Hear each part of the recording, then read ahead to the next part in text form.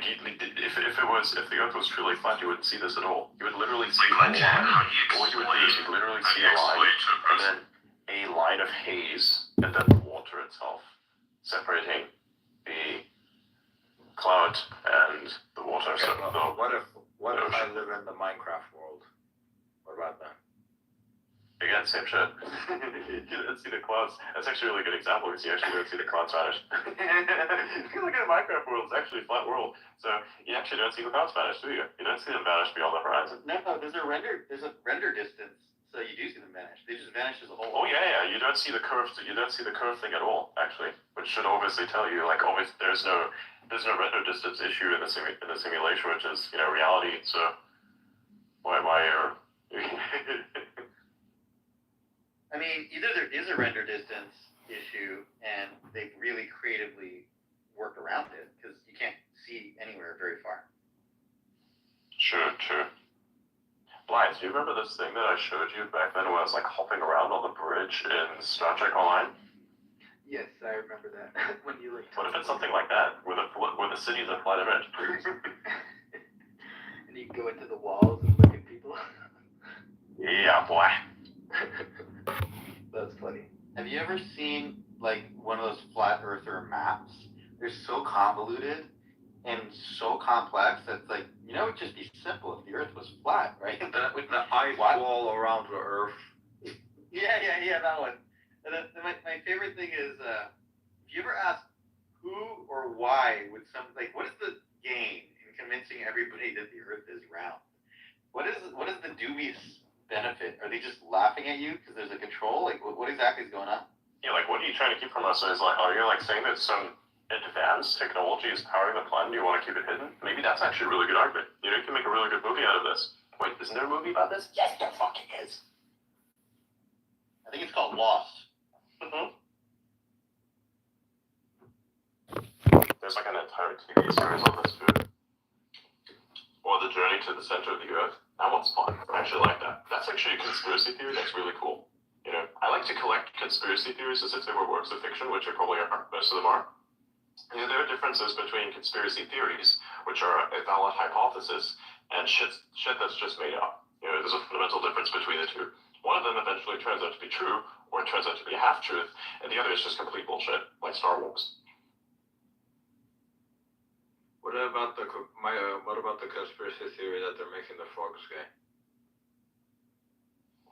Again, some of them turn out to be half-truths. Now, you have to ask yourself, did they actually want the frogs to turn gay, or was that just an unaccounted side effect, right? Because the chemicals did in fact turn them gay, but it wasn't there. Yeah. Was that the intent, though, right? Don't some frogs change gender naturally? Or hyenas do the same thing. Yeah, I think if there's like a shortage of a female, like with hyenas, if there's like a shortage of females, some of the males can legitimately turn themselves into females. Yeah. It's really fun. Yeah, but we're not hyenas. No, we are not. It's like how I can basically make an argument for transgenderism. It's not even funny. But it's not like some people will claim, men can give birth just like as seahorses. Motherfucker, we're not seahorses.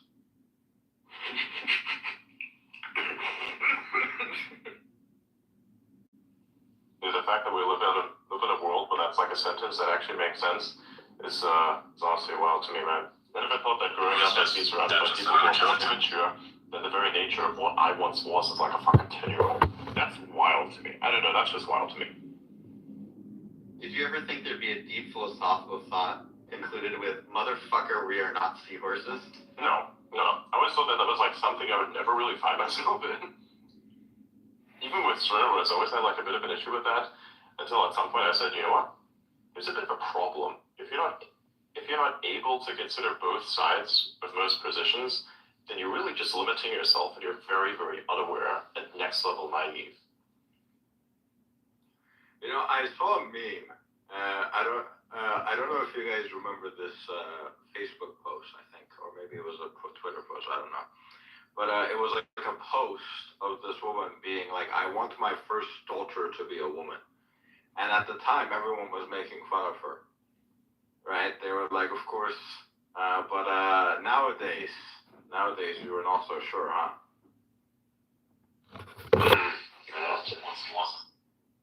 We used to have a time where movies like Tropic Thunder could be made and like The Dictator could be made. You do that shit today, there's no fucking way you're gonna survive that. You're gonna be your entire history of life, every single thing that could somehow incriminate you in some way, you're gonna be like honeypots are gonna be thrown at you. Of course, and you're gonna run into them because you don't think this stuff is real, but it is. And then your ass is gonna be posted on the front page of like USA Today and be like, this person did this person is accused of this, blah blah blah blah. Times have changed a lot. It's actually quite interesting. You could argue some of it's for the better, but other parts are just for the worse. Like, I think if there's some offensive humor to a certain extent, I think that's okay. It just depends on, like, what the intent of that is, right? There's, like, a fine line between it's being designed to cause direct offense and like, kind of looking at a touchy subject and saying, yeah, man, I'm going to make fun of this in such a way. Well, actually not making fun of this, but I'm going to turn this into an actual insult just for the sake of it being an insult because I really want this to be an insult. That's kind of an issue, right? But I think some things we could generally make fun of. It's a question of is something hateful or is something just meant like in jest, where you can make fun of almost everybody because humans are funny, but is it meant to be like hateful and nasty, or is it meant to actually just like point at some truth that exists? Exactly. What is the likelihood of the next thing that you're going to say is being something that could potentially be very troubling to a particular person? I will say that's being weaponized right now. Like when you call a fat person fat instead of weight. Now they're going after you and trying to throw you in prison. Yeah, that's crazy. I mean, what do you even say to a person who is all objectively fat? I don't even say fat anymore. You know what I say? Next level size. I call them people I should take bulking tips from. Oh my god. Oh, wow. See, Outa has this interesting thing. He kind of like does a vibe check by figuring out a very specific thing about you and then finding a very, like imagine if it's like nationality, right? So imagine he figures out what your nationality are because you told him. Then he's going to send you memes that are somewhat insulting of that nationality just to kind of see how you react to that.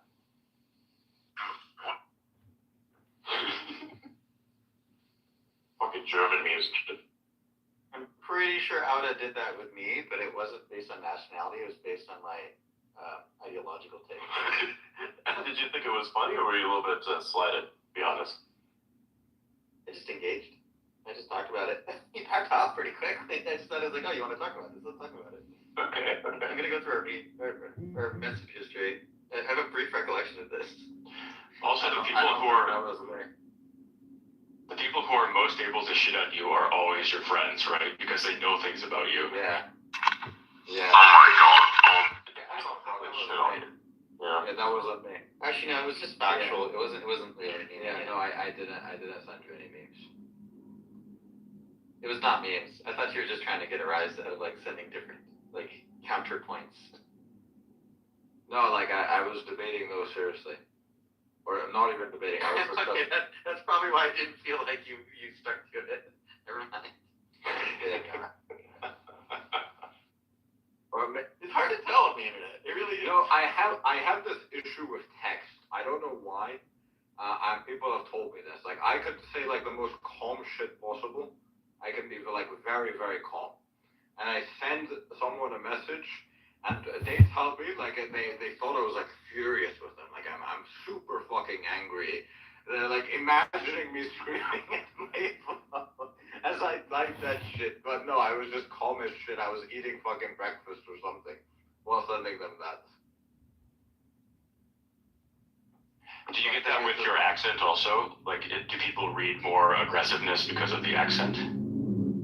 No, because usually when I'm saying like the same shit, I type the same way I speak, pretty much.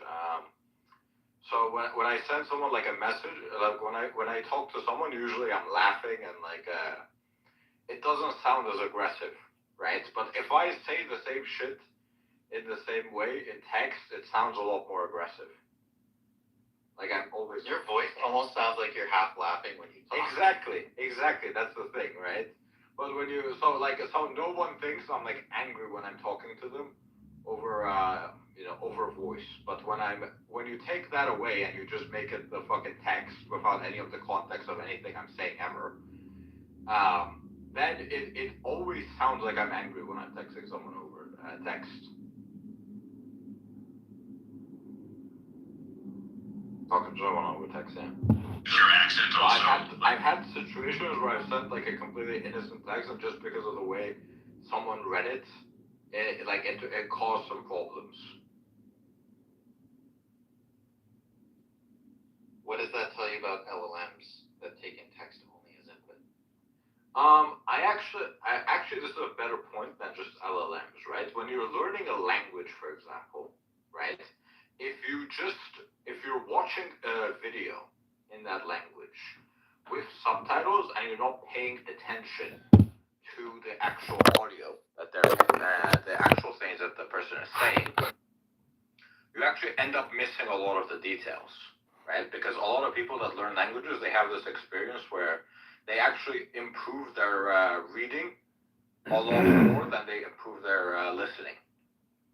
And so when they watch like a movie in that language, they'll turn on subtitles and just read while they're listening. But later on, when they switch to because of that, you notice a lot of them, their speaking and listening does not improve much whatsoever.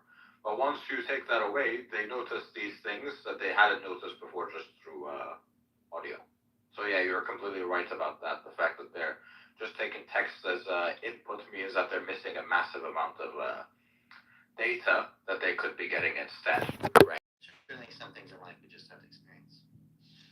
Speak, like I always consider like my words be read without emotion most of the time. So like I choose my words very carefully and make my. There's like if you read my post, there's a very specific tone behind a lot of what I post. Like say for instance, when it comes to news, you almost there's nothing to it. It's almost like as if there's just an announcement of a particular thing that's happening, and that's just that because that's what it's intended for. Whereas if I did something that's more philosophical in nature, you can tell what emotion I'm actually trying to convey here. Is it something that's more nihilistic? Is it something that's not so nihilistic? Is it something that's meant to be confusing, meant to get you to think? So yeah.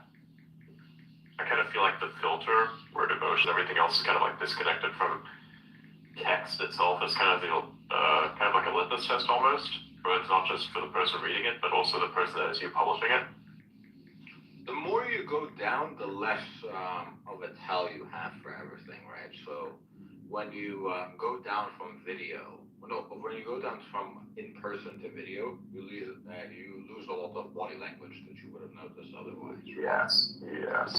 When you go from video to the sound, you lose facial expressions. You lose a lot of the details through that, right? And then when you leave out voice, you lose a lot of detail, and then text is a lot less. It has less detail than pretty much every other form of communication. Yes, which is also why I think which is also very interesting because I think a lot of the reasons why people are not able to express themselves properly in any other context is because they've never considered what it would sound like if it was written down. Like whenever I say any particular thing, say even in spaces, I imagine that a lot of this stuff will be written down somewhere. And then I think to myself, would this look okay? Would this be effectively conveying what it is that I wanted to convey? Is it something that looks like as if it was emotional, as if it was something that's not emotional, that kind of thing? Like every single thing that I say right here, I actually expect to look a certain way, because that's just basically self-awareness, right? The same thing also applies to communication, because the thing is this, somebody once brought up something really interesting to me about the impression that you leave behind, where they would just say, oh, I wear perfume. I'm like, why do you wear perfume? I don't have the need to wear perfume. Well, you have to in order to be remembered in a particular setting. And you have to because that's the best way to be remembered, without that you just won't be. I'm like, I don't remember Alex Jones because I know what he smells like. I mean, I'm just gonna say, I don't know what he smells like. I don't know. They smell good. Does it smell bad? Is that an objective thing? Is that an objective thing? What do you imagine he smells like? Does he like pine? Does he like pineapple? Does he do this? Does he do this really next level fucking annoying thing where you put like vanilla smell on you? Why is vanilla the fragrance? Ugh. I will say. I bet he smells like bacon. I will say. Yeah. I will say there's things that are supplementary and there's things that are like the essentials, right? So the smell is very, very important as a supplementary thing, right? Unless you smell bad, right? Because not smelling bad is essential, right? Whereas wearing perfume is supplementary, right? So the essentials are the first things you need to take care of, right? And then once you have the essentials handled, you can think about the supplementaries to add more of an impact, right? But if the essentials aren't handled, no one's going to remember you because of the perfume. They'll just remember you as a dickhead with good perfume. Exactly. So supposedly, I think it's Disney has done a lot of studies about how different scents will affect you psychologically, and at places like Disneyland and Disney World, they will actually specifically have different areas smell differently because studies psychologically have shown that it puts you in a different state of mind. So that's something that they've actually scientifically studied and will try to recreate. That's true. That is true. But no one would go there if Disney World was shit. Right? Right. So that is supplementary. It adds more of an impact. Yes. No, that makes perfect sense, of course. It's not the essential. It gets those people to spend more money, but it's not the thing that gets those people to go there. That's a good point.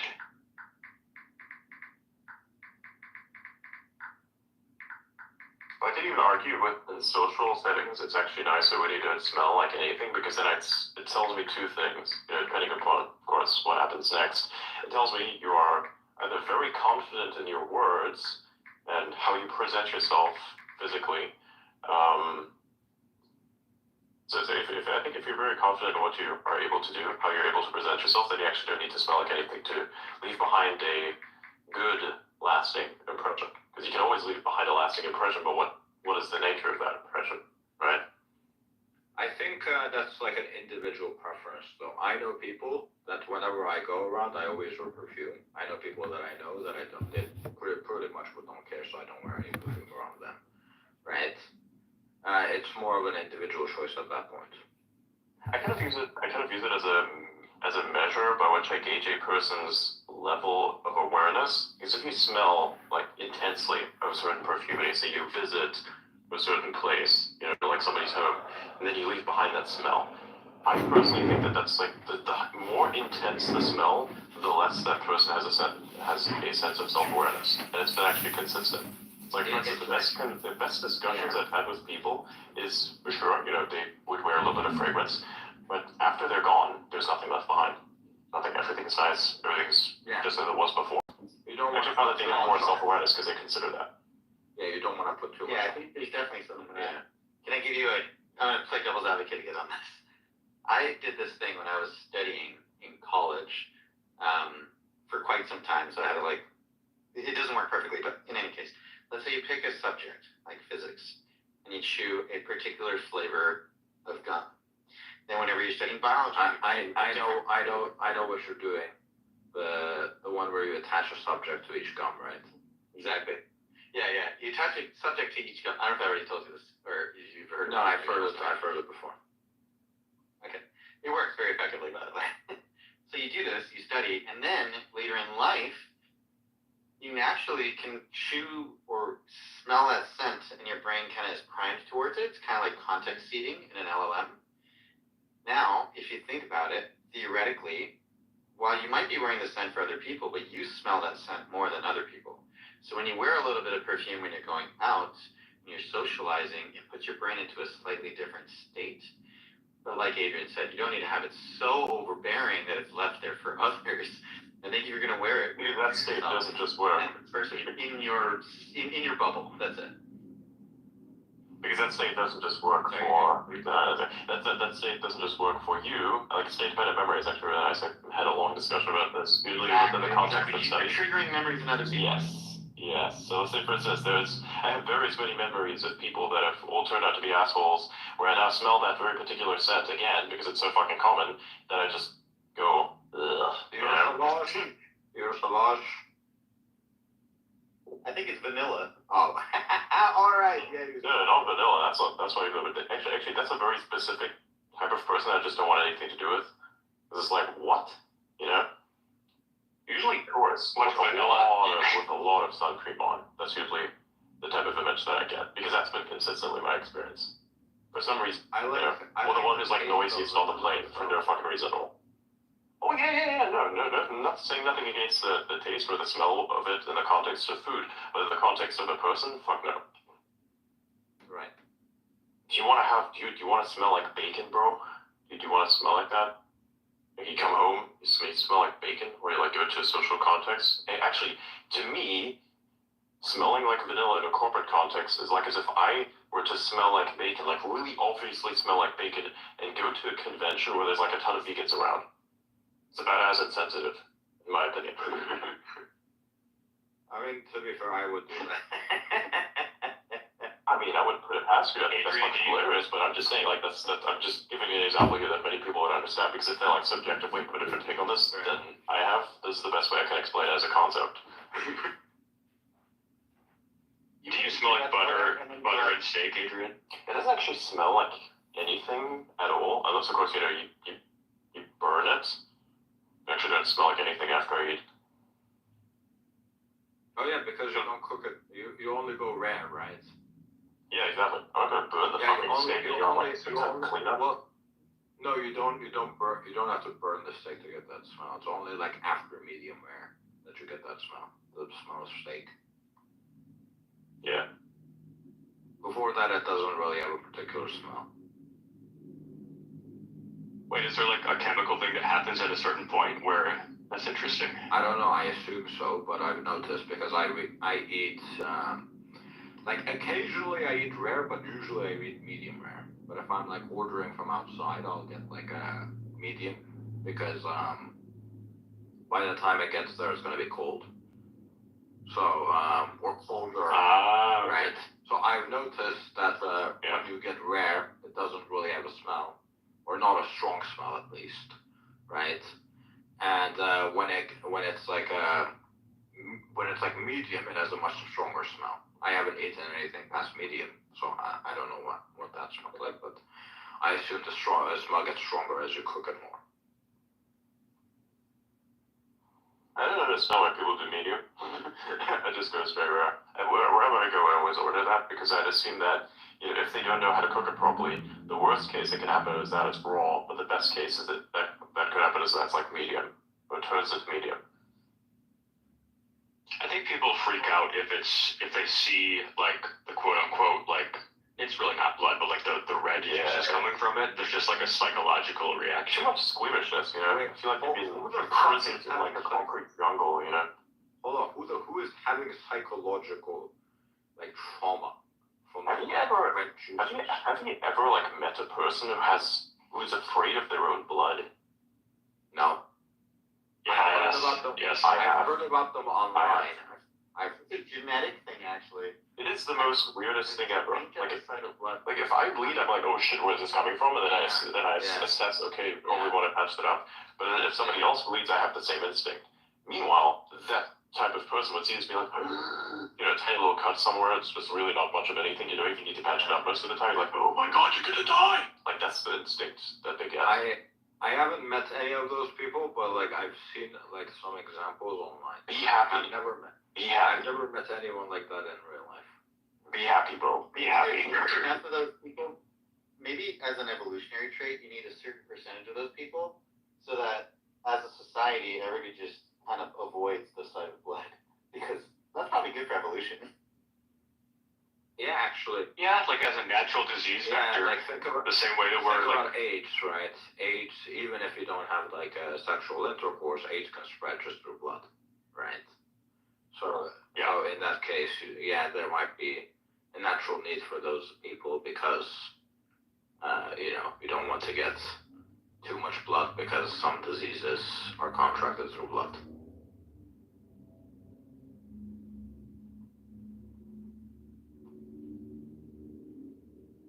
That's probably why certain like really rancid smells have like an instinctual discussed reaction to, right? Is that we've just evolved or had the experience of, okay, like that is going to get me sick. I have to get away from that because it like biologically is going to infect me.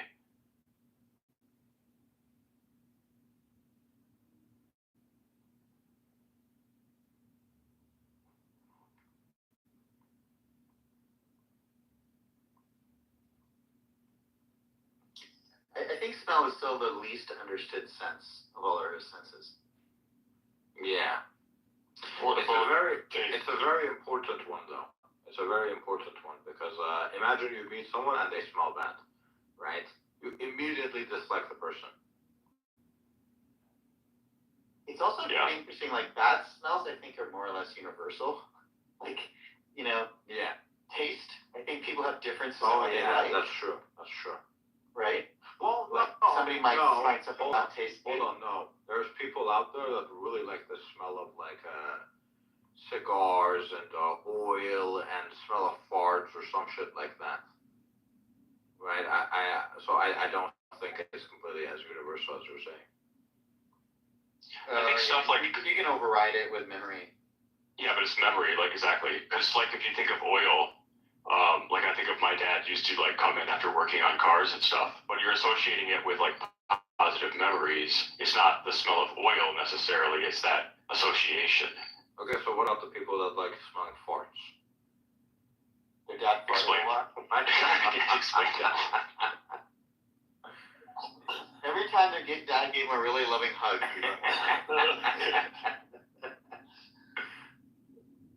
really loving fart? Oh my god. I mean, for me, sawdust is that way. I like genuinely, when I smell sawdust, I immediately feel very close to my father, no matter where he is. You know, I was reading a book. I'm reading a book, 48 Laws of Power right now. Well, I read it before, but I read it before. I'm really reading it, and like one of the. I love that book. It's awesome. Yeah, one of the stories is like in like some Ethiopian proverb, right? It's like about like pleasing people above you while also like insulting them in a way to like take away from their power. And it's like the peasant bows before the king as deep as he can, and then lets out a fart. It's like an Ethiopian proverb. That's great. That's actually great. That's basically a physical manifestation of malicious compliance. Peaceful disobedience.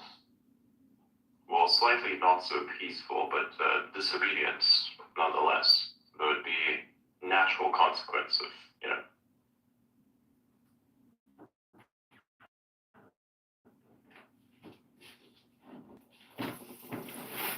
Malicious compliance deserves to be studied. It's like kind of like when Tesla was forced to put a sound in their car and they decided to apply it for whatever you want in there. My personal favorite is to play the song Bella Ciao because it's all about protesting. You can have a nice song there. I was thinking about this. Or like you what can Apple whack at right another now person. is doing, or like what Apple is doing in the EU right now, malicious compliance. Will the Tesla Optimus have a fart mode? Like, can they just port that over from the cars? That's a good question, but what I would really want to know is where do you think the charge port goes? Oh my god. I think fart mode is a necessity. We need it. Will the Tesla fuck what? Oh damn it! Will Optimus have microplastic in his balls? Yes, I think the answer to your question now is yes, they will. No, I will. It's a bit more macro than micro, but sure, there will definitely be plastic located in that specific area. Oh my god! No, I was gonna say, will it have microplastics in its balls? That was my joke. Yeah, I'm sure it'll have some microplastics. Yes, but they're more macro than micro. You know, microplastics. For many I mean, look, isn't it very macro if your balls are made out of plastic? Just saying. It's not so micro anymore, that issue.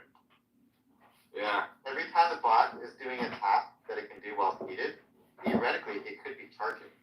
So knowing this information, where do you put the charge port as an Oh my engineer? god. Oh two places. I think there's only like two acceptable places to put it. It's like in the back of the neck, right there. That's pretty good.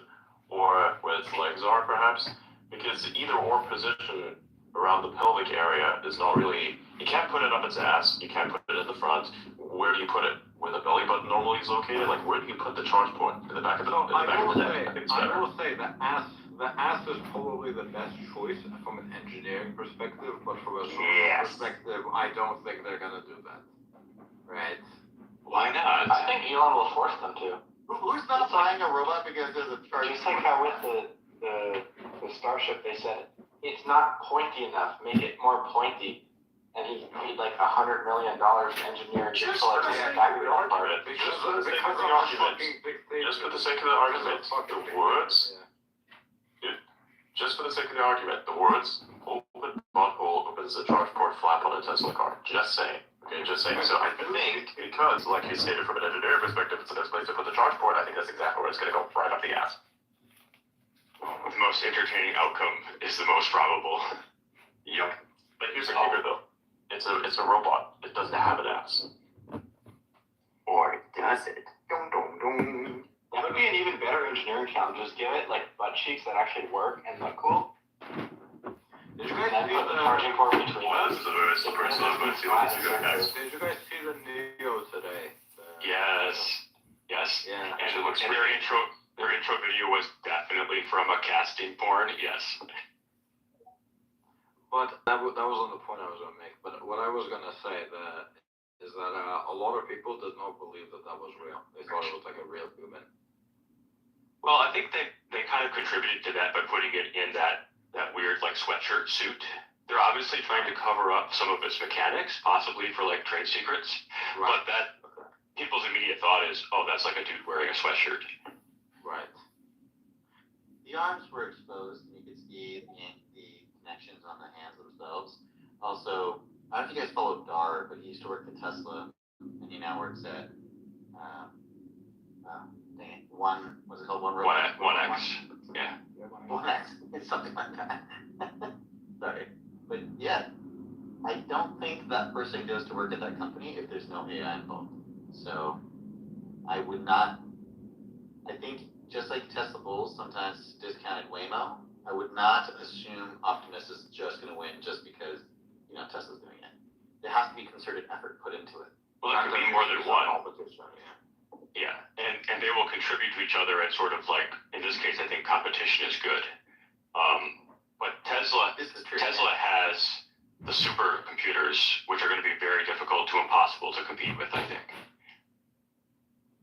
Because so much of it is the training, right? Yeah, because right now the only serious electric car competition is just the Chinese companies, the American companies, and the European companies are not really serious competition. So, and the Chinese competition doesn't have access to the leading edge GPUs needed to train this. Yeah, exactly. And it's like, okay, so other companies will be able to make humanoid robots, but will they be able to make 1 million of them, and will they have the software, which is actually the neural networks, to make them usable in the real world? And that's where I think people are totally underestimating the advantage of putting the full self-driving software into Optimus, because so many of those problems have already been solved. So I don't think, I'm going to play devil's advocate, but I do believe in what I'm saying here at this point. It's not devil's advocate purely. NVIDIA is actually making a simulated world. Think about robotics as it's not as challenging from a battery dynamic, right? So like the amount of batteries that need to go into a robot is going to be quite low compared to a car. And a lot of these OEMs may have failed at it, but those aren't the competition when you're talking about robotics, right? You're actually going to be going up against Silicon Valley types. So I think it's actually going to be a harder battle because of that reason. And then the final thing is, the way AI is built, it's the process that matters, right? Like people keep thinking that because FSD is there, it's going to be really good. No, it's the process. So the speed at which it's taking Tesla to get FSD out the door makes me feel more nervous for Tesla than confident in Tesla, because they need to be pushing releases like every week, every 2 weeks, every month. And the argument that they're going to have a large training cluster is fine, but if that's mostly NVIDIA chips, that's not an advantage. I totally agree that NVIDIA itself will be a major player. And a lot of people sort of forget that they have, they supercomputing clusters themselves. You look at the companies that have the most GPUs right now. So you've got your Meta, your Google, your Tesla, your NVIDIA, your Apple. Meta is ahead by a wide margin, very, very wide margin compared to everyone else right now in terms of GPUs. Yeah. Yes. It's up there for sure. It's like if I remember last time I had checked, it was like 4 times more than Google, right? Because they have gotten all these GPUs because they wanted to train for their for their algorithm for Instagram Reels and also for the Facebook algorithm. And they have decided that if there's like a new technology that requires GPUs, they want to be ahead of everyone else, right? That's why they have so much compute to throw at a random LLM that they could open weight, right? What about Memphis at Tesla and XAI? I think once XAI is finished, they will be like a serious competition, but as of now, I think they're still waiting. Well, because what really matters here is you look at the transactions of GPUs, right? Meta ordered 100,000 H100s last year, and Memphis, I think, did somewhere close to that, if not the same. So yeah, but they already have quite a lot of H100s already. You're talking about like how many have arrived, or how many they already have running? Oh, like from the start, yeah. Do you think GPUs are the winner, or do you think ASICs are the winner out of? I think so it really depends on this whole AI, how this whole AI thing plays out, right? So if we find that for some reason the companies all decide because the public market, let's say the stockholders of these companies demand that they stop investing so much into AI, right? Because they are making a very significant and large contribution to AI, and no company has really made any financial return from this, right? So if the shareholders of the companies demand that these companies stop spending so many resources on AI, then in that environment, GPUs are going to be worth much more, because GPUs can be used for tasks other than just training AI, right? Now, for Meta, for example, I think actually Meta in this way is actually the best positioned. Meta can train their other AI models that actually pertain to their core products, right? Even for the H100, which are specifically meant for AI, right? Whereas other companies who have just bought it just to train LLMs right now, or maybe in the future some other type of AI that they're going to train, they would be in a worse place because their core product doesn't use AI, and their core products don't use AI, right? Whatever they're making money off of. So in that environment, I think GPUs would be much, much, much better for that specific type of AI. But if we see that this investment continues to increase, and there is no AI winter, I think in that case you will see that a lot of companies will start moving to ASICs, right? I have a gut feeling too that there may be a development in the next several years that we currently don't really have on the horizon, that nobody has really anticipated yet. This is just based on a gut feeling more than direct evidence. But like a GPU was developed in the early 90s. So if you think about it, that architecture, even though it's very useful for AI, wasn't really designed for AI, right? It was designed for graphics, thus the G of GPU. And I wonder if something a little bit more like a TPU or something that's like a hybrid architecture might emerge in the next several years. And that's just not something that really anybody... Go ahead. I will will say TPUs, the structures of TPUs, it's like it's very similar to a GPU, right? Yeah. So it's not something that is completely different to a GPU. It's just slightly. No, it's very different. It's very, very different. They're two completely different things. But as I understand it, that they're designed in a very similar ways, right? It's just that it's more efficient for AI specifically, right? And it's less power. It consumes less power. No, there's a huge difference. So the input to GPUs is a vector and a matrix. That's it. One of your inputs must be a vector. The input to a matrix multiplier unit, which, by the way, I think Apple is so good at naming. They came up with the best names. So TPUs, MMUs, Dojo, all these like different things like, Grok with a Q. Grok with a K. Dang it, I'm forgetting which one it is. The chip one. All these different companies, they're building. Q, thank you. Drop it a Q. They're all making chips that are matrix multipliers, and I think Apple's name should be the one to use because, I think very few people who haven't taken advanced math know the difference between a matrix and a tensor, right? Like if I was to ask that question. And on the chipsets themselves, I'm not even sure if they're tensors. I think they're actually just matrices because I don't think they carry the sign bit. Well, it doesn't matter if it's a matrix or a tensor or a vector. It's as long as the strat is correct and it's like the sequence of floating point numbers in memory, it doesn't matter. You just have to make sure that memory accesses are coalesced and that it doesn't matter as long as you can access it properly and it has proper strat. Yeah, for trading as well, I think the thing you're saying makes a bigger difference in trading. I don't think it makes as big of a difference in inference once people are running it. Yes. Yeah, it does because it's more efficient, but they're doing it in very similar ways. They're running the LLM in a very similar way. How much more efficient do you think it is? I know it's much more efficient. My argument is that they have very similar structures for processing the LLMs.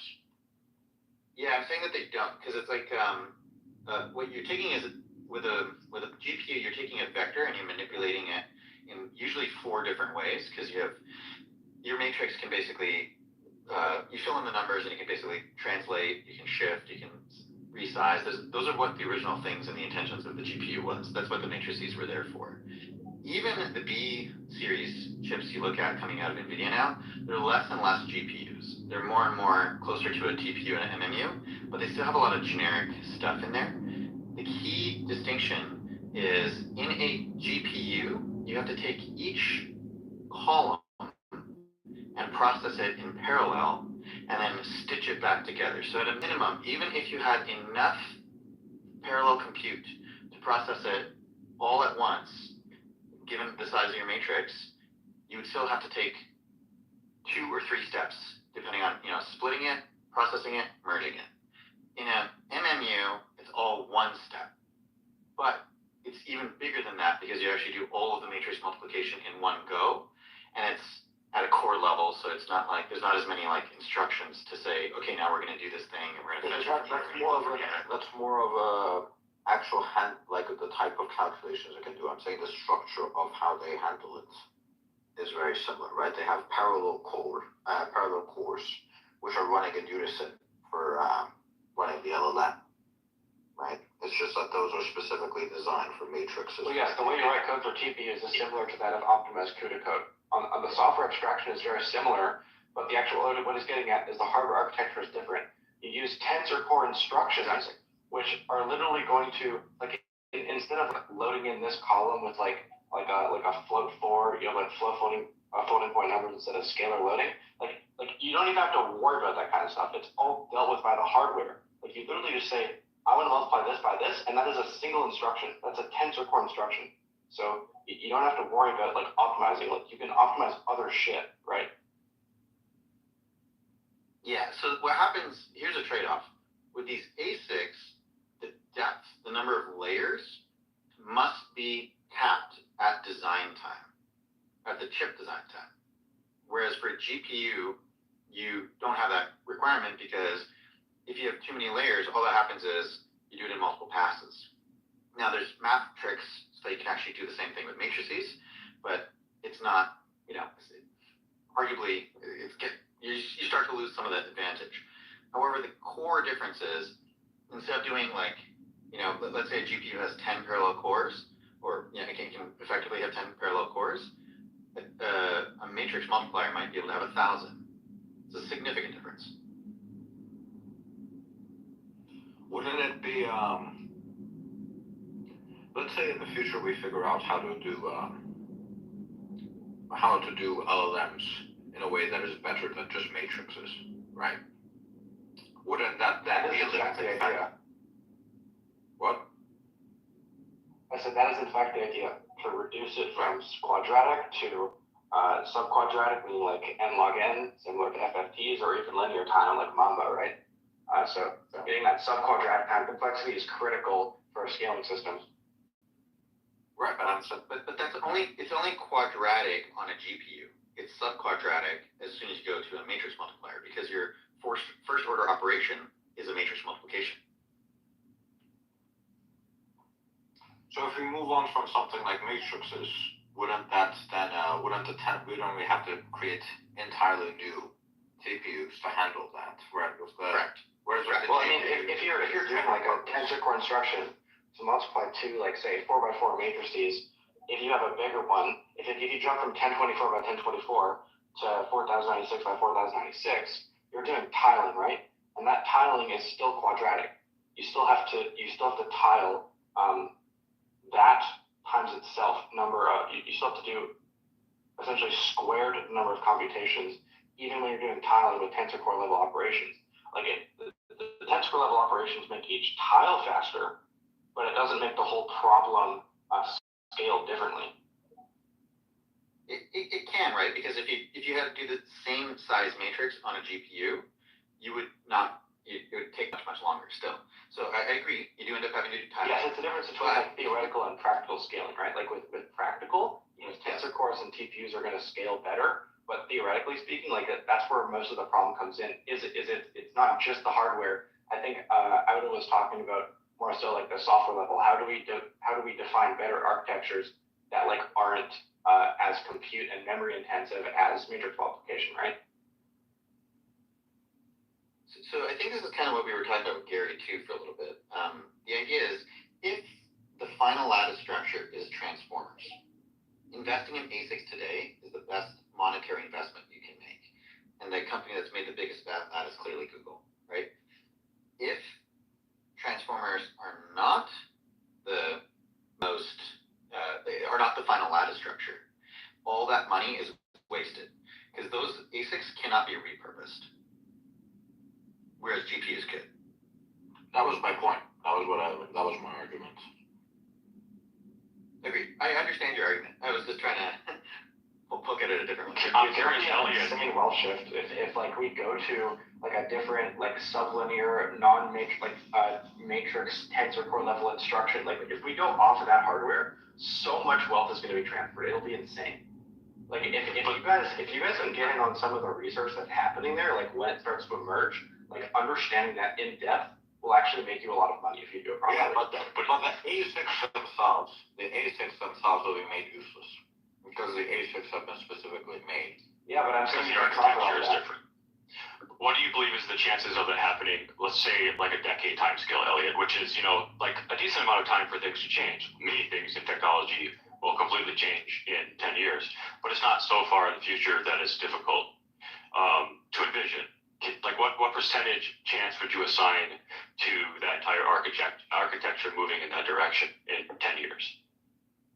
So let's start with number one. I'm not an AI researcher and I'm not qualified to speak on this topic, but if we ignore that part, I don't know, maybe like, I guess my intuition here is like when we make more intelligent systems that help us develop algorithms faster and learn faster and everyone just like goes on this like exponential curve, then I can see the chances increasing, like especially over the next 10 years with better features and tools. Like I can see the chances of that accelerating, but like altogether, it's really hard because I don't actually know how neural net architectures are tested mathematically in the lab. Like I haven't been inside of Anthropic or OpenAI. I don't know how they approach chinchilla scaling laws.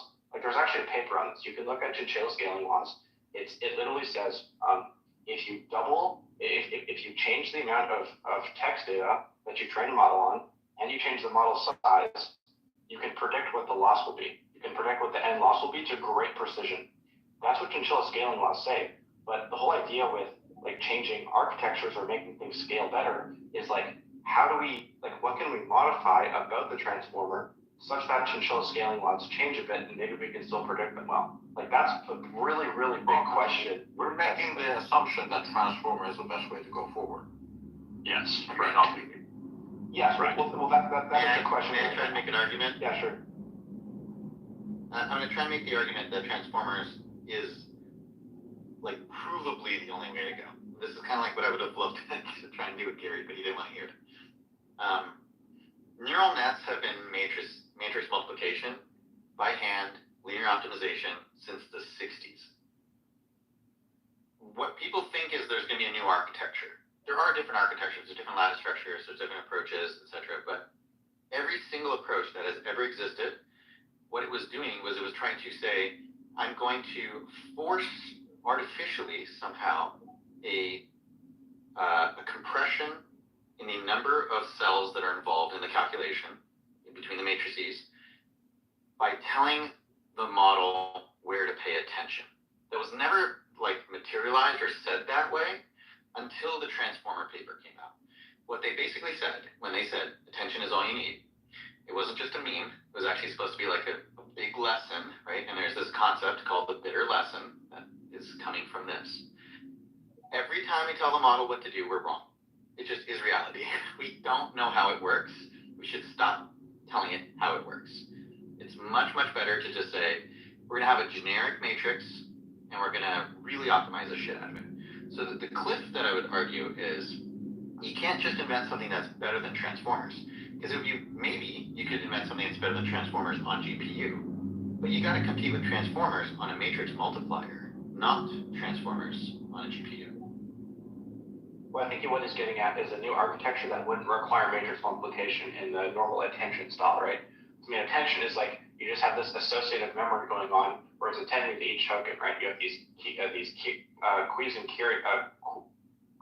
keys they're dot product with each other, and you get these attention scores, which says how much each token is like interacting with each other one, right?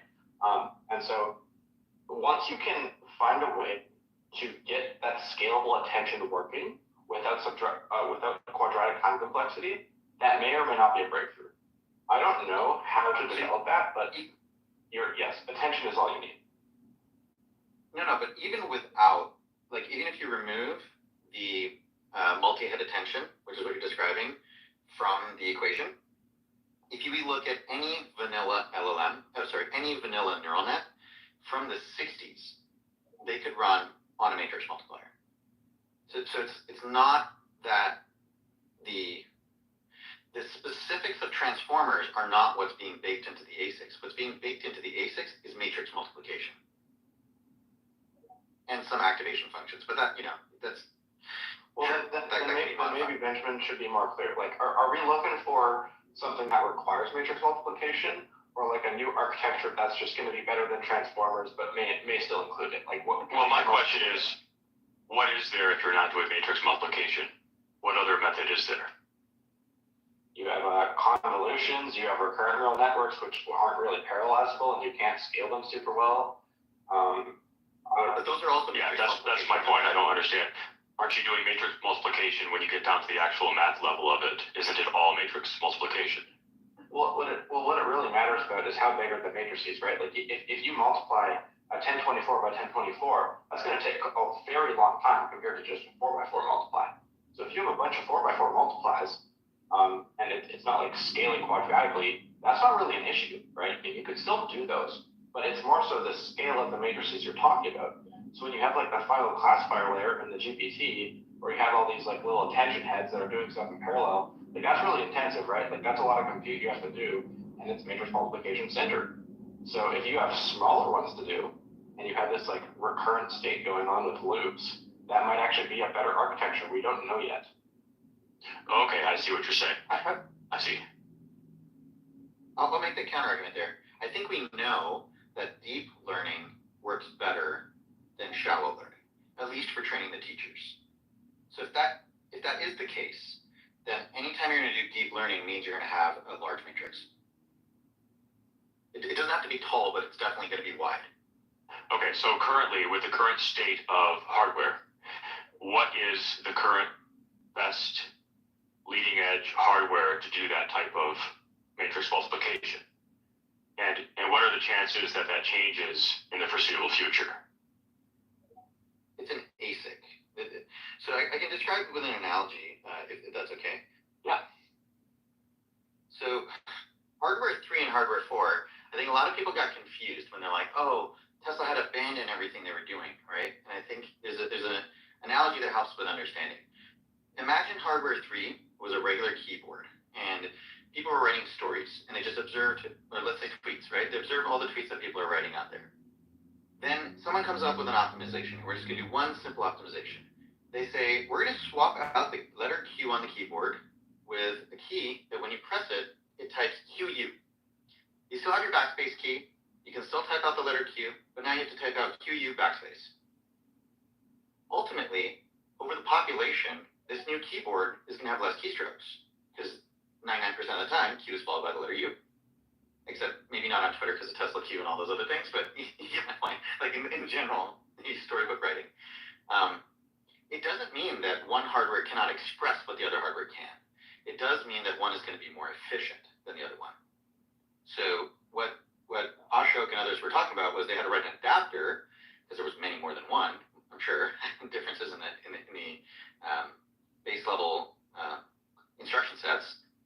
Those had to be adapted into the compiler so that they only had to write the code once and would just at the compiler level figure out how to compile for hardware 3 or hardware 4. Okay, so for that type of math that we're talking about, an ASIC is currently the best known architecture to efficiently perform that multiplication, Hold on, correct? so an ASIC isn't like a specific architecture, it just means application specific device. It's like an application specific device. So you choose what you want the computer to focus on, and it's built only to do that task. So like for example, the devices that mine Bitcoin, for example, those are ASICs, right? They're specifically made to basically do the math that is required to create a new block in the Bitcoin blockchain, right? That could not be used to mine another currency like Ethereum Classic because they use a different algorithm, right? It's not that they can do algorithms, it's just that they're built to do a specific thing, right? So in this case, he's talking about something that would be specifically made to do matrices and only matrices. It's like literally optimizing for throughput on a specific volume of chip, right? So you have like a set chip that you're working with, a certain amount of space that you're allowed to, while maintaining thermal stability. It's like you have to maximize throughput for a specific operation or set of algorithms on that. So right now, if you get like a GPU, that's a general device that does it generally, right? Whereas with an ASIC, it's built for a specific task, and because of that, for the cost, it does much better performance and that uses less energy than something that is a general built like a GPU. And this stuff, this is not going to be a perfect analogy, but this is not going to be a perfect analogy. I want to be very clear. This is not how it works. But you could think of it like a GPU went to school to become like a general practitioner doctor. They can do a lot of things, but if they had to figure out how to do surgery on you, you probably don't want that doctor doing the surgery unless they go back to school and spend a lot of time doing it, and they maybe be a little bit slow doing it. And then you have an ASIC where it's like, this chip is only a surgeon. It's not going to be good at, telling you why the kid is sick or like optometry or whatever. One can be specialized to do many things, but it's slow relatively, and the other one is not. But it is exactly what we're seeing. Like, CPUs are really, really, really generic. And GPUs are a little less generic because they only operate on vectors. And then matrix multipliers, I would argue, aren't truly ASICs, right? They are somewhat generic in that they operate on matrices. And who knows, one day we might realize hey, you know what? One-dimensional, we had zero-dimensional, we have one-dimensional, we're now looking at two-dimensional. I wonder what the next thing to do is. Three-dimensional. But Actually, 3, 4, 5 dimensional if you're doing convolutions, but yeah, it's typically 3, 4, 5. Yeah, I don't know if matrix multiplier would count as an ASIC because I also don't know how you do more than three-dimensional in our physical world. Oh, come on, it's just math, dude. Like, you have to connect the wires. You have to actually connect the wires to each other in an ASIC, physically.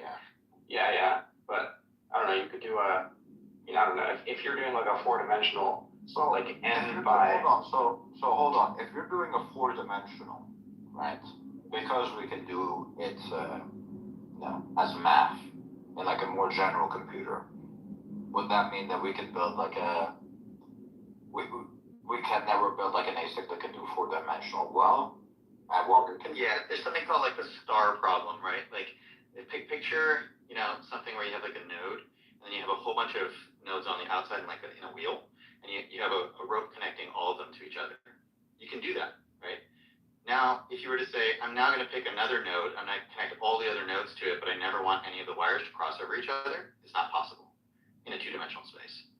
This is the problem. You can't physically connect wires in a 4-dimensional way in a 3-dimensional space, because at some point your wires are going to touch and they're going to short. Same thing with doing 3-dimensional and 2-dimensional space. Clearly, we need to figure out how to get to the 4th dimension.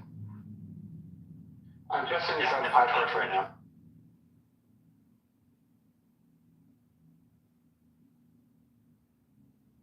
Like, if somebody could figure out how to make, and this is probably going to come out of TSMC, if somebody could figure out how to make a 3-dimensional circuit, if they come out and they're like, oh, we don't just have circuit boards, we have circuit cubes. Okay, the world just unlocked. Did you see the thing I sent you with TSMC's like schedule? Yeah. There's some magic. Yeah. I don't know what the hell they're praying to some crazy, ritual sacrifice that I don't know, but they're ahead of everybody. Yeah. And they can really say that our closest competition is really hard to see. They can genuinely say that. They're a worldwide treasure, and I never really understood the global politics of Taiwan, and then when I saw this, I'm like, this makes all the sense. Yeah. This is why there will be a 3rd World War if there is. Intel's like, we'll catch up to TSMC within 2 to 3 years. Meanwhile, their ships are now fucking collapsing. Right. You're saying we'll catch up to where they were a decade ago in 2 to 3 years. They're like so far behind. You know what the funniest thing was? I was checking like the latest Intel chips, right, on Wikipedia. And I was looking at the process. And it was like Intel made with Intel 4. And then right next to it brackets 7 nanometers.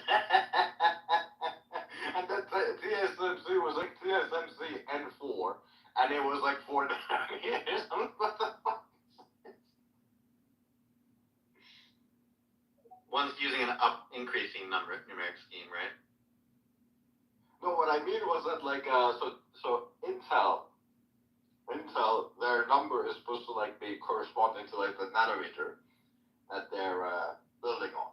Are you sure? You don't think it's just like Intel 1, 2, 3, 4, No, 5? because the 7 nanometer is called Intel 7, right? And this one was 66, right? 66, what's the number? A something, right? I forgot the name of it once you go below nanometer. But it's 66, so it's slightly below 7, and it's they call it 4. Well, I'll send you the image. I think you're referring to picometers, by the way.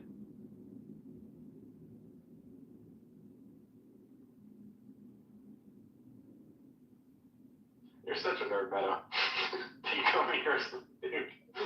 Guilty. When you get to below -9 or what? When you get to below nanometer. No, picometers are important to understand because, when you measure. 1e -12. Okay.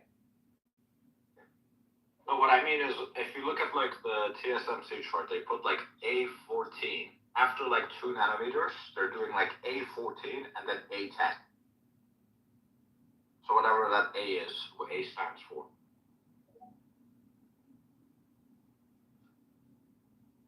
This is confusing.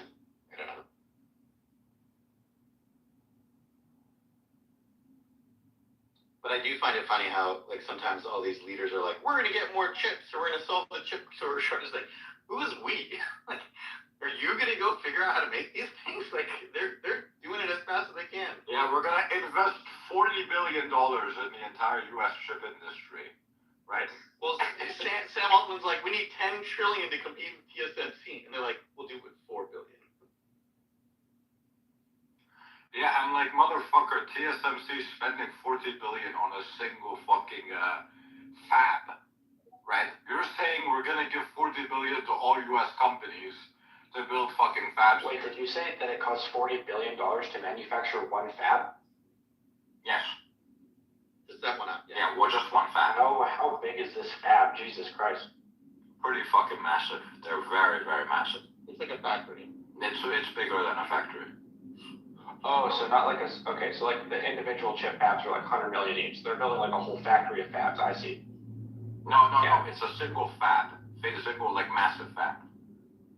Why would they do that? You need to your minimum order size with TSMC is not small. What do you mean, why do they do that? Why would they not do that? Why would they make a massive fab when they could just have a bunch of other cheaper batch producible small ones that do the same thing? I don't think we should get into the business of telling TSMC how to do what they're doing. Well, I'm not trying to tell them. I'm trying to understand. Secondly, have you ever been to Taiwan? Have you ever been to Taiwan? No. No, okay. You can pretty much go from one side of Taiwan to the other side of Taiwan in 3 hours.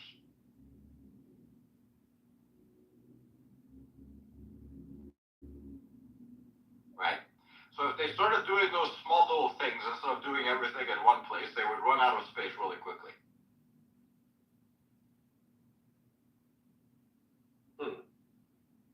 So that's still a good reason to spend $40 billion on a single chip fab. I'm failing to understand, like, what the engineering benefit is from this. Well, they can benefit from economies of scale, right?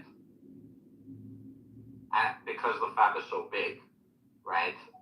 Any little changes they want to make, right? They can do it there, right? Whereas, you know, you're gonna if you have like a this giant modular super nanoscale gigafab that they're making, like, what is the point?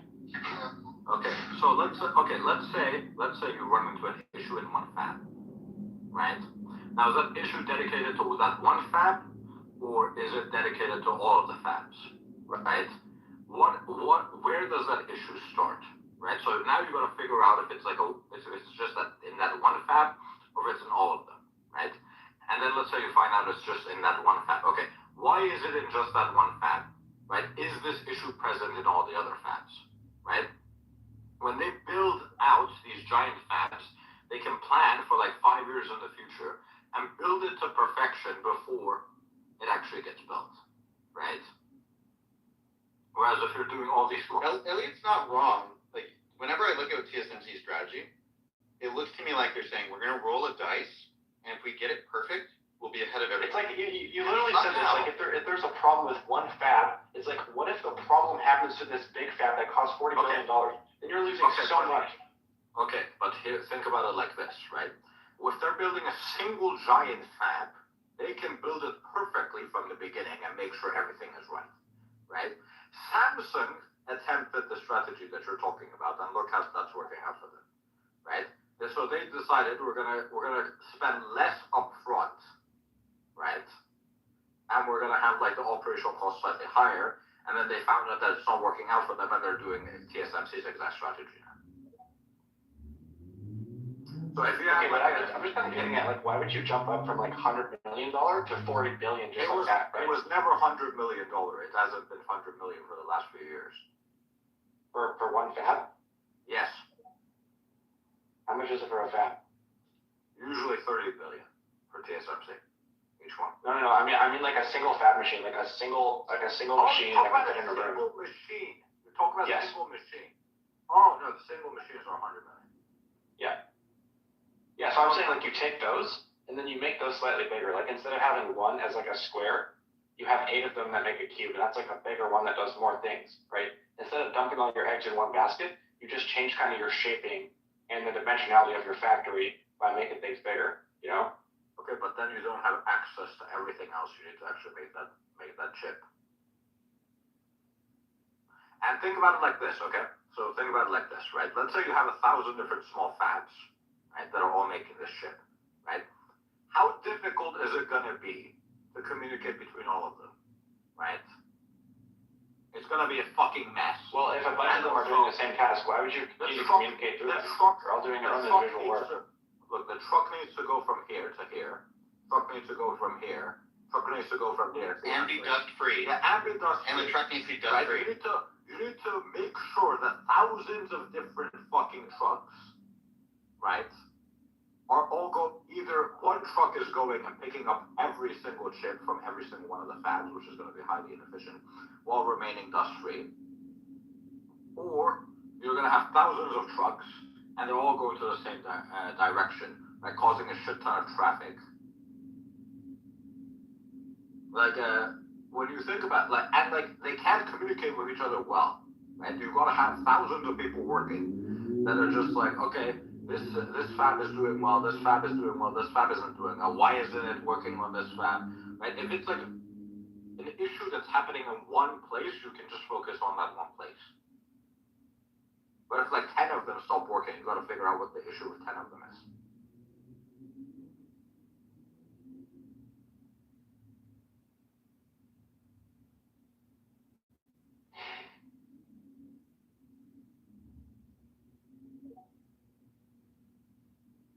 Still though, when you're scaling things up, it does not seem logical to just put all your eggs in one basket from the get-go.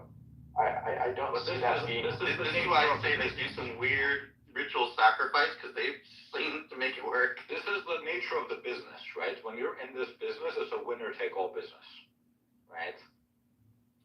So you have to do anything that gives you an edge, right? If you're even 1 to 2% or like worse than your competition, right? Even if you have like a significantly cheaper price, no one that needs the bleeding edge is going to use you.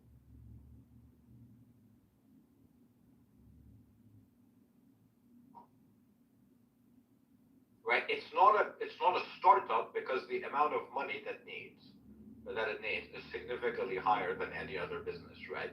They're spending like 50% of their income, anything that they're making, on capital expenditure. And the people working there have a national sense of pride, right? Like it's not a secret. Yeah, what they're doing is important. Yeah, and like I said, Samsung initially tried to do something like this and it didn't work out for them. So clearly, there's some benefits to this that we don't understand because we're not. Okay. Well, what helped if you include that at the start? I mean, having some evidence really changes the story, doesn't it? Yeah. The problem is TSMC is so secretive. It's hard to say why it works, other than the fact that we know it works. Yeah. Well, I know TSMC is not dumb. They're like head of computer manufacturing in the whole world. Like they're just number one by far. So it's like they obviously know what they're doing, but I'm trying to understand like the full reasoning, which obviously they will not just give me. Yeah. Right. I'm saying, And by the way, it's great. It's great to have this conversation. What I don't understand because is it expands our understanding. What I don't understand is what's confusing about it to you, because to me it makes perfect sense. Yeah, well, after explaining some stuff, it makes a little bit more sense, but I still remain skeptical. Like, it just seems like the type of thing you'd find in a YouTube thumbnail, like, oh, this is what the next big cluster or the next big thing is going to be, and it's just like this giant, super upscaled machine that just it doesn't like look realistic in practicality. It just seems like one of those, you know. But apparently, this is a reality, and my brain is just having trouble believing that. We see the same thing is true with Tesla too, right? Combining everything into one factory actually ends up being better because the time that parts need to move from one location to the other, granted it's a much bigger scale, the time they need to move, it's less likely you're going to damage it, miscalibrate. If somebody needs to make a change somewhere, they can go make the change everywhere consistently. Same thing is going to be true with this fabrication process, right? The last thing you want. My family has experience in manufacturing. Splitting things up is definitely not more efficient. It's significantly worse. Even if there's a higher upfront cost, it ends up costing you more in the long run. The theory used to be that if you split things up, you could outsource some stuff, and then you could allow others to innovate on subsections and make them bid against each other. That theory is nice until you realize all the other people that suck go out of business because only the winners get all the business. So what you end up doing is you just end up splitting things between different companies, and all the companies are still moving product around. So it actually ends up being better to have it all in one house and get all the expertise in one place, rather than look at SpaceX. That competition will exist. Look at SpaceX, right? They've moved everything in house. They're building everything themselves. And that's what Elon said. Like factory is the product where it's like an integrated circuit. Like a factory is integrated circuit. Everything in it like is tightly coupled. Or even look at Boeing, for example. They used to do everything in one place, and then they split it up into a million different pieces, and then the split up parts of the company as like subcontractors. And look at what's happening now. Oh, by the way, Meta, check out what I sent you. Will do. I will also say splitting up is really bad because it's really seductive in the beginning. Yeah. Because you get this artificial bump in the beginning. Yeah, I think I completely misinterpreted the point to begin with. I'm just realizing this now. So I initially thought you were talking about some like very large, like new technology, kind of like just like a single machine that was very big. No. I did not realize you were talking about a factory with a lot of the same machines, but just all the expertise and resources compiled into one place so that you could accelerate chip manufacturing. Yeah, so that makes sense. Yeah, it's a lot. I think you got fabrication machine mixed up. I was being naive. Yes, I got it now. Yeah. So that would be a stupid idea, wouldn't it? Yeah. So Intel basically their Intel 7 for their manufacturing process of the chips was previously known as 10 ESF, and then they have one that's like Intel 4, and right next to it, Wikipedia has put like 7 nanometer EUV, and it's like the die size. Standard choice is the American, like the EPA was normalized Increasing number. It's actually a decreasing number meant to like represent the size. But they just decided, you know what, we're gonna do like instead of 10, we're gonna put 7, and instead of 7, we're gonna put 4. Yeah, it's I think that it might be one of those like, do you count the wire and the buffer or just the wire? And it's like, well, TSMC is counting both. You should count both, because the insulation of the wire or whatever you want to call it. To Elliot's question earlier, I don't think it would necessarily be stupid to make a very, very big machine, right? You can look at a casting machine. One could have said that about the casting for quite a while, but single piece casting is actually really effective because you have much less error if it's all in one machine. Getting it all inside one machine is hard, but if you got a big enough order, say something like, there's these like circuits, like pieces that are patented, and they're shared by people like NVIDIA owns a lot of those, like blocks. Let's say that eventually you find out, there's a particular block that makes matrix multiplication really, really efficient. You might invest in a really, really big machine so you can build a really big chip with the largest matrix multiplication unit you've ever seen. So you have like a massive chip for a massive chip fab. I don't think that would be efficient though. Right? I don't know. Have you seen the latest chips? They're getting pretty big. Yeah, they are, but that's because they're getting cut from a larger. Maybe you would like double it in size or increase it by 30%, but you wouldn't like massively upscale it. Like you wouldn't actually need that. That wouldn't be thermodynamically feasible to make a giant like SRAM cache. Like it just wouldn't work. I mean, you could run it and connect it to a nuclear power plant. I'm just kidding. It just wouldn't make sense. Yeah, that's giant. That's the type of thing Midjourney would generate. Could you imagine like a giant nuclear power plant and all the power goes into this one little chip and it's only like 2 feet by 2 feet. One little chip, a massive chip, dude. The heat from that thing. The heating and cooling there would be insane. Put a hot tub on top of that shit, dude. You ever hear that? It's like you have a hot tub bathing in the tears of the D cells, which is being heated by your cluster of H100s in the basement. That's what it's like. That's what people were saying they were doing with their Bitcoin miners. They're like, oh, I just use the heat. I'm like, you're wasting a lot of electricity if you don't believe it. Cryptocurrency. It's like, yeah, they're like, my house is warm. It's like, yeah, what's your power bill? So I just looked into it. Apparently, the EUV machines that already exist are already pushing the boundaries of what's physically possible. So making them larger would not even be. This is true for everybody outside of Taiwan. I just want to make this clear. We don't know what happens in Magic Land. No, ASML is a company in the Netherlands. They're the ones that make the EUV machines. But TSMC is a company that actually makes the chips themselves using the EUV machines. What's the other company? I think it's in Korea or Samsung? Taiwan or no, not Samsung. They also do fab, but I'm forgetting it. I think you're thinking of. They're arguably I think you're thinking of MediaTek, right? No, give me a moment.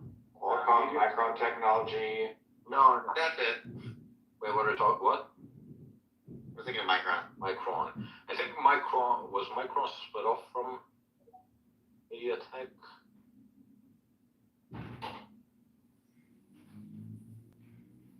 Micron Technology Incorporated is an American producer of memory and data storage solutions, including dynamic random access memory, flash memory, and solid-state drives. One of the largest world semiconductor companies, and only the U.S.-based manufacturer of memory. Yeah, so This is not Korea. I know. You talk about Taiwan, the other one. Split off from Taiwan. No, it was MediaTek and Micron getting confused in my head. I was thinking of the magic of memory, but for some reason I thought that was also in Korea. At least we have something. What are you talking about? You have something. We're good at making SRAM. All right. Yeah. But all the best company that's making memory chips though is Samsung.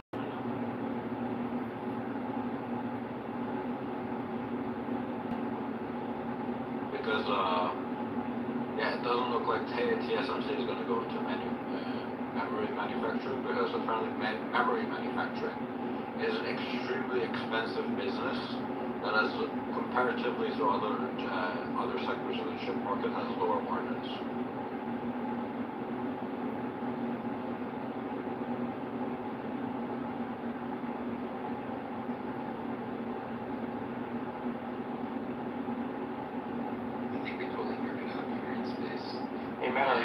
Are you more of a fan of 8TS RAM cells or 6TS RAM cells? I'm a software guy. I'll be honest, my understanding of hardware is as much as it pertains to it.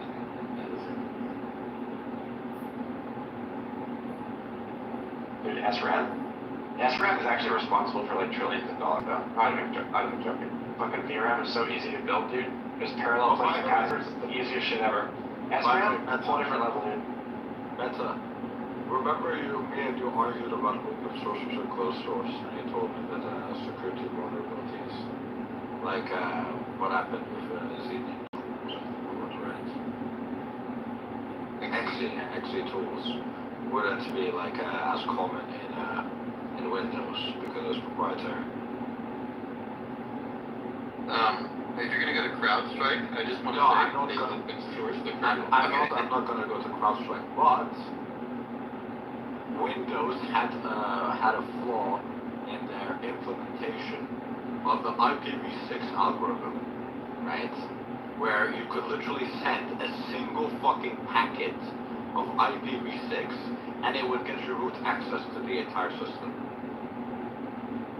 How does one discover that though, without an insider? No, they themselves told them. So a Chinese researcher figured this out, right? They sent it to Microsoft, right? And Microsoft sent a notice that this security bug was critical, right? And people needed to update their Windows machines immediately. And they wouldn't release any details about how to do this because they were like, this is so critical that we can't release details of how to do this. But it is extremely easy to do.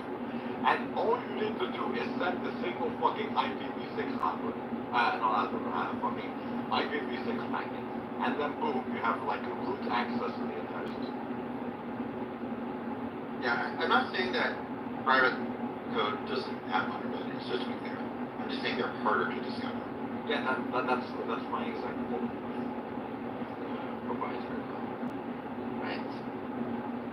But I will also say, it is very likely all these state actors that do stuff like the XUtil, they have employees at all the companies. The corollary really is, there is no security against a really well-funded, motivated state actor. I mean, if it is open source, at least you have a chance of catching it. And whereas with... I disagree. Do you think that XUtils is the only sophisticated attack like that? How do you... Okay, I'm just asking you, because I know people are debating this still today. How do you catch that? I mean, you have an autistic guy, right? That's like, this is running slightly slower than it should, right? And then he goes and fucking checks in the code, right? No, I know what happened in this case. I'm saying generally. Yeah, but okay, so if you have, okay, so the point of open source is if you have more and more eyes on a project, and this is probably the biggest fault with open source, right? If you don't have enough eyes on your project, then it's not as secure as if it was closed source, right? Because then any vulnerabilities that exist, you can go and actually exploit them. That was the problem with XUtils, which is that there was not enough eyes on the project, right? What if you have something like Linux, which has enough funding, enough government support, enough corporate support, right? So a structure like open source is significantly better, right? Because any problems that exist or any exploits that get added into the code can be discovered openly, right? You remember Andrew Snowden, or Edward Snowden's whole thing? Edward Snowden's whole thing about how every chip, Yes. every circuit switch, everything had backdoors. Yes. Do you think they don't still have backdoors? No, I know they have backdoors. All the other states, I know official. they have backdoors, right? Intel has this system called Intel ME, and then AMD has a system that's equivalent to it, which basically allows remote access into your computer, right?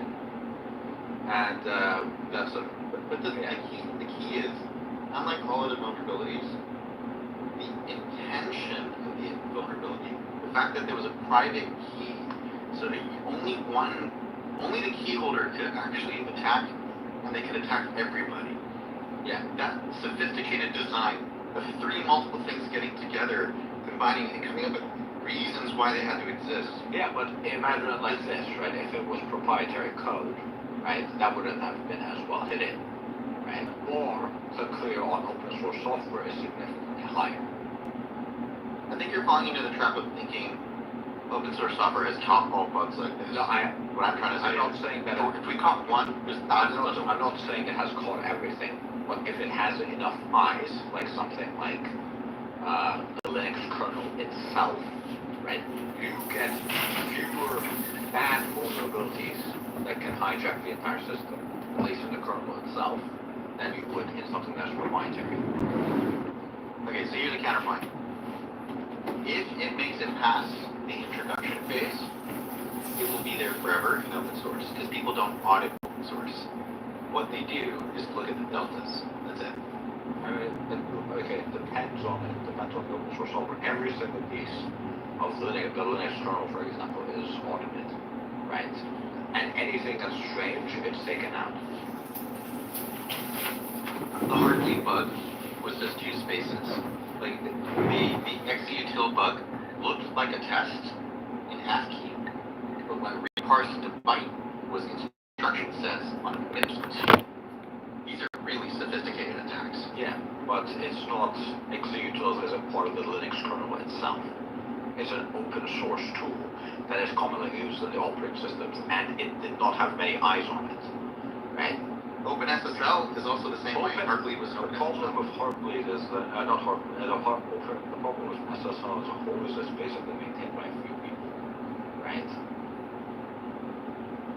Any code base that doesn't require a lot of change, it's not going to have a lot of people maintain it.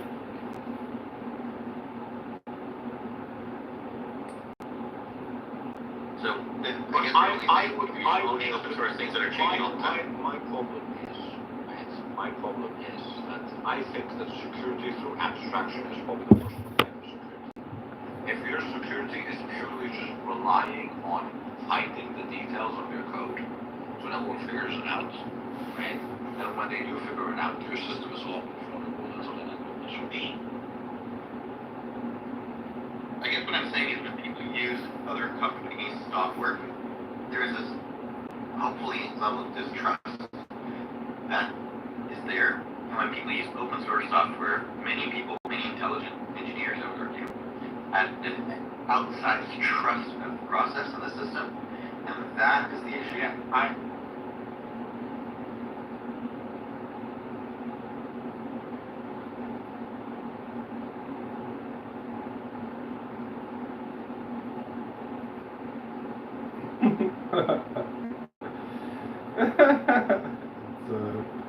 It was just the tails were